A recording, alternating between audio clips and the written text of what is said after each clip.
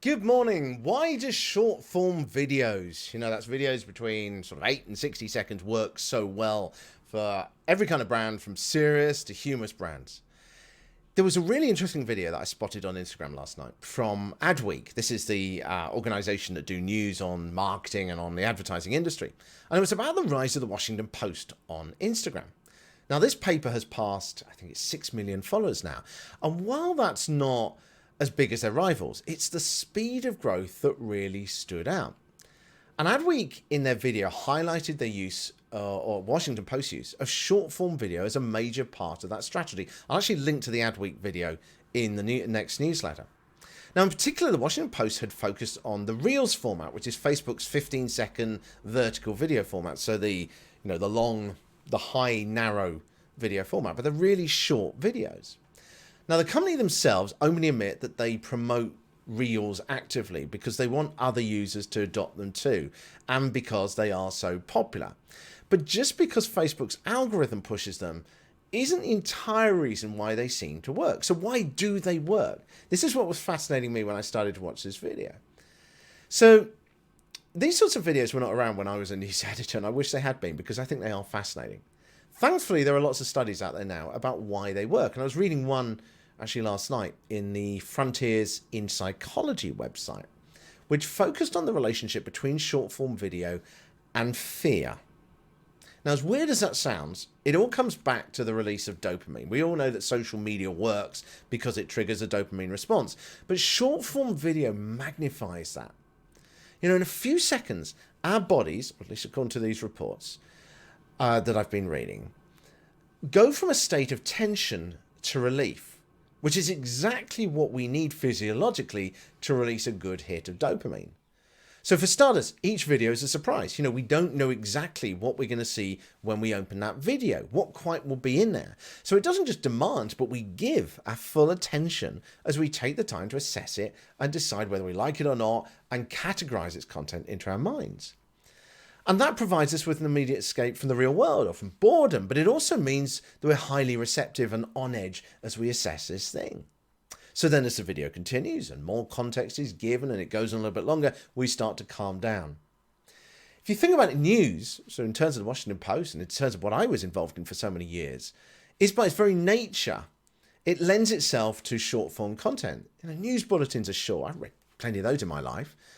No one is asking for the detail there. They just want the headlines. They just want like a short form video to assess the news in their world so that they can make a decision about it.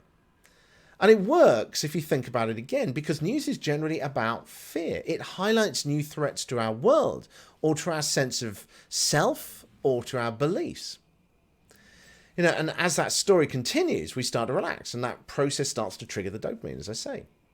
I should point out, by the way, I'm not making a judgment here on this about whether this is the right thing to do, whether social networks should be doing this or not, or anyone should be doing this. I think there's plenty of other shows out there that discuss the ethics. What I'm interested in here is the science of connection. So that's why I'm talking about it. So if we take this example then for our own organizations, how would we trigger this sort of response if we're trying to connect with people and get them engaged with what we're doing? Well, that, of course, is going to come down to our target audience. We need to know what the things are that would trigger a response in them. Not everyone is going to react to someone singing Celine Dion while dancing with their cat. So what are the things that they're concerned about? What are the things that our particular audience are concerned about or will be afraid to miss out on? What is going to trigger that initial concern in their body or tension that you can then relieve over those few seconds? It's interesting when you look at the market as a whole with short form video, that it is not just news organizations, but according to HubSpot, 60% of marketers feel that short form videos work better and are more engaging than any other form of social content. It is even better, not surprising, when it's focused on timely news related items. And that doesn't just need to be politics, as I say, it could be just topical to the audience of the feed that it's going out to. And also when commenting on social trends as well. This is what HubSpot found too, such as pride or climate change as well. Like I was just saying, it's about things that challenge, that don't just create concern in our world, but also challenge our sense of self and our belief systems as well, that engage people the most. If we go back to the Washington Post, we can also see another technique that they use in these short form videos as well. And that's one is this feeling of intimacy, When you look at the videos they do, they tend to show a single person, mostly a reporter, pretty close in, almost leaning into the camera. Often on location with that look of someone just come out of something and they urgently want to share a secret quick update with a friend that they've just learned.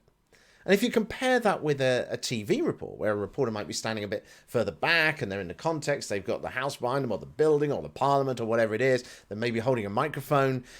On these short form videos, they're literally in your face. It's very intimate. It's less produced. It really does feel like someone was rushing to try and pass that news on to you. There was one final thing that Adweek highlighted, which I thought was quite interesting with these short form videos that the Washington Post were doing. And this was that they've not been designed to gain likes or comments, but to get shared. Now, this, of course, sharing is a whole other topic, which I've covered in the show before. But, you know, people share something else on their feed because they want to make a point to their followers about how they identify themselves, or at times because they want to make a point by proxy. You know, look here, the Washington Post say, I'm right. But the Washington Post found that shares and gearing up content and short form videos so that it's shareable, and it's the kind of things that people want to share, worked really well for them, far better than likes or comments. You know, we've all seen the infamous drive-by likes, haven't we? We've all done this, where people click like on some content, even if they haven't actually consumed it. I mean, we've all done it, haven't we? We've gone through our feeds, and maybe there's someone we like, where we just click like on it, or maybe someone liked one of our posts and we click like back on theirs because we feel we ought to. So Facebook clearly recognize this, and they clearly are prioritizing shares over likes and comments. So short form video works. It clearly works. You can look at the science, you can look at the evidence, you can look at what marketers are saying about it as well. It may not help as much, it may not provide much insight into a topic as it's so short, but it clearly creates this physiological connection like no other content. Whether it'll work for us, as well as for the Washington Post, really, of course, comes down to whether our target audience are on the platforms which offer short-form video, and whether we can provide the content that resonates and connects with the audience that we want to engage with. Oh, and of course, if we have the time to create all this extra content as well and focus it so much. You are listening to the Public Relations Podcast. The newsletter is at thepublicrelationspodcast.com.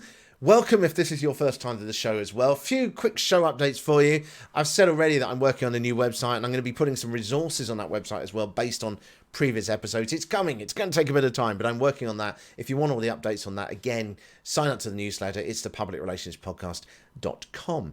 It's interesting, actually, you know, talking about the short form video, and with this podcast as well. You know, I was talking to Dominic Walker yesterday, talking about how he'd set up the social video series for his legal firm that he was working with. And it's interesting how he does shorter videos as well, because they're more engaging. Than he could go on for half an hour, he could go on for an hour talking to lawyers about a legal case, but he doesn't. They're quite short. And the same is true with this podcast as well. You know, when I first started the third series of this, they were like 20 minutes long. And now shorter, more focused episodes. The data proves it. People are more engaged with it. I hope you are too.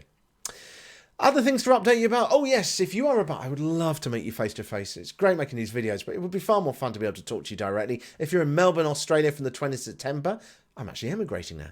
So let's meet up. Let's have a chat. It would be wonderful to see you. I can see from the data that there's lots of Aussies who are following this show. Let's meet up. Let's hang out sometime. It would be absolutely wonderful to see you. I'm going to be in Las Vegas in the United States on the 20th and 21st of October. That week, I'm going to be doing a talk at a customer service conference, talking about the relationship between PR and journalism and customer service and how they can work together. It's going to be a really interesting event, that one in Las Vegas. And then in mid-November, I'm going to be in Denver in the United States as well. So if you're around on any of those, do let me know. I'd also be interested to know if you've had any luck with short form video. If you've got any data on it, I'd love to get you on the show. You can reach out to me on Twitter at thatprchap, or the email which you'll find in the newsletter as well at thepublicrelationspodcast.com. As I say, I wish I could talk to you, because it's not as fun just talking straight into a screen here and straight into a microphone. But whatever you're up to over the weekend, or if you have an event that you've been organising that you're using to promote to your organisation, then I hope you have an absolutely fantastic weekend. Or if you're just kicking back and relaxing, I hope you do too. I will speak to you next week.